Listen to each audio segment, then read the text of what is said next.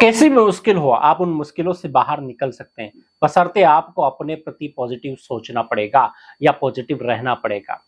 जो इंसान पॉजिटिव होता है, वो बहुत सारे संकल्पों के साथ अपनी एक ऊर्जा को साथ लेकर चलता है, क्योंकि लगातार जब पॉजिटिव इंसान सोचता है, तो उसके साथ एक पॉजिटिव एनर्जी चलती है। वो पॉजिटिव एनर्जी बार-बार में उसको ऐसे संकल्प देती है, जिससे वो उस समस्या से बड़ी आसानी से बाहर निकल जाता है। लेकिन नेगेटिव इंसान क्या करेगा? परिस्थितियों को बढ़ाता चला जाएगा, आपको बहुत सारी चीज़ें पॉजिटिव सोचने की आवश्यकता है। जितना ज़्यादा आप पॉजिटिव सोचेंगे, उतनी आप समस्याओं से दूर होते चले जाएँगे। जीवन में दुःख हर किसी के जीवन में है। ऐसा नहीं है कि हर किसी के जीवन में सुख आसानी से आ जाता है। अरे यार! वो पड़ोस वाला तो बहुत खुश रहता है, लेकिन सारी की सारी टेंशनें, सारी की सारी बीमारियाँ, सारी की सारी प्रॉब्लम मेरे ही घर में आती हैं। ऐसा नहीं है। आपके घर में भी समस्याएँ आएँगी, सामने वाले के घर में भी आएगी। लेकिन क्या है, सामने वाला उन समस्याओं को डील करना जानता है और हम उन समस्याओं को डील करना नहीं जानते। इसीलिए बार-बार हमारा चेहरे का रंग उड़ जाता है और हमें लगता है कि यार सारी की सारी टेंशन मेरे ही आती है। जीवन में परिस्थितियाँ हर किसी के जीवन में दस्तक ज़रूर देती है, लेकिन इसका मतलब ये नहीं है कि परिस्थितियों से बाहर नहीं निकला जा सकता है। पुरानी से पुरानी कोई भी आदत हमारी हो, हम उसे भी बदलने की क्षमता रखते हैं। लेकिन हमें क्या सोचना है? पॉजिटिव।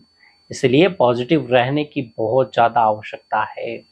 दूसरा संकल्प आपको देना है कि जहाँ पर जिस जगह पर हूँ, वहाँ पर भगवान का हाथ हमेशा मेरे सिर पर है। दूसरा संकल्प आपको बहुत एनर्जी देगा, क्योंकि आज व्यक्ति क्या होता है, कभी-कभार अकेला हो जाता है, हताश हो जाता है, परेशान हो जाता है। चारों तरफ से समस्याएँ उसको घेर कर बैठ जाती है। अरे यार! कैसे निकलूँ? प्रॉब्लम्स इतनी सारी है, मैं तो अकेला रह गया। और जब इंसान अकेला रह जाता है, तो बहुत सारे मन के अंदर नेगेटिव सोच चलने लगती है, नेगेटिव विचार चलने लगते हैं और व्यक्ति लगातार नेगेटिव सोचता इतना ज़्यादा खुद के प्रति नेगेटिव हो जाता है, उसे यही समझ में नहीं आता कि क्या मैं खुद के साथ कितना बुरा कर रहा हूँ। वो बहुत ज़्यादा डिप्रेशन में चला जाता है, टेंशनों से घिर जाता है, बार-बार उन्हीं बातों को रिपीट्स करता है। इसका मतलब क्या है कि वो व्यक्ति अब धीरे-धीरे डिप्रेशन की ओर बढ़ रहा है। लेकिन आपका ये दूसरा जो संकल्प है, ये आपकी 100% मदद करेगा।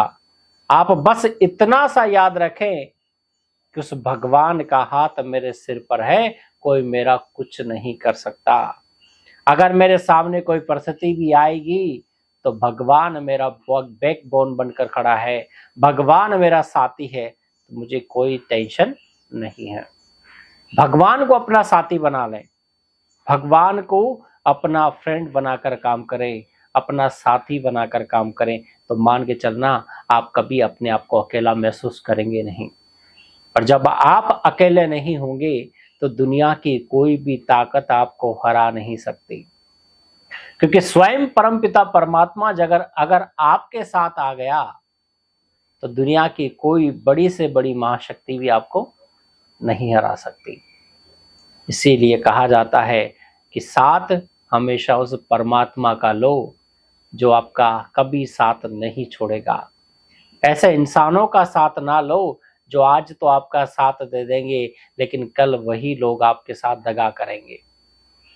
इसलिए हमेशा साथ उसका लिया जाए, जो मुझे जिंदगी भर निरंतर मेरी मदद करता रहे।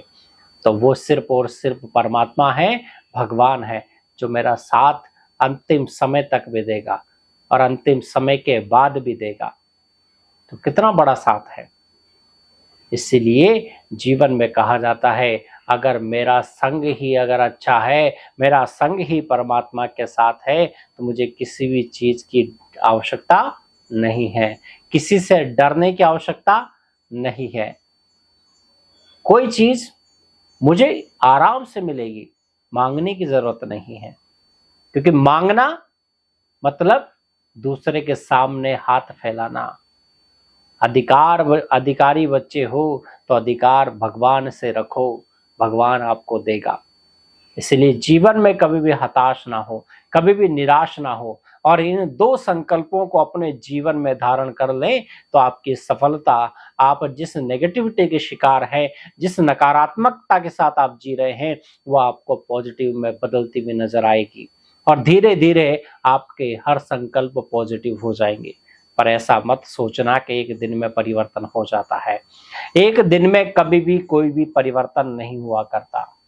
आपके जो पुराने कट्टर संस्कार है, जो पुरानी आदतें हैं, जो लगातार आपको दुख दे रही है, वो आदतें एक दिन में नहीं बदलेगी। उन आदतों को बदलने के लिए खुद को आपको परिश्रम करना पड़ेगा, खुद को तपाना पड़ेगा और वह तपाना किसमें? योग अग्नि में।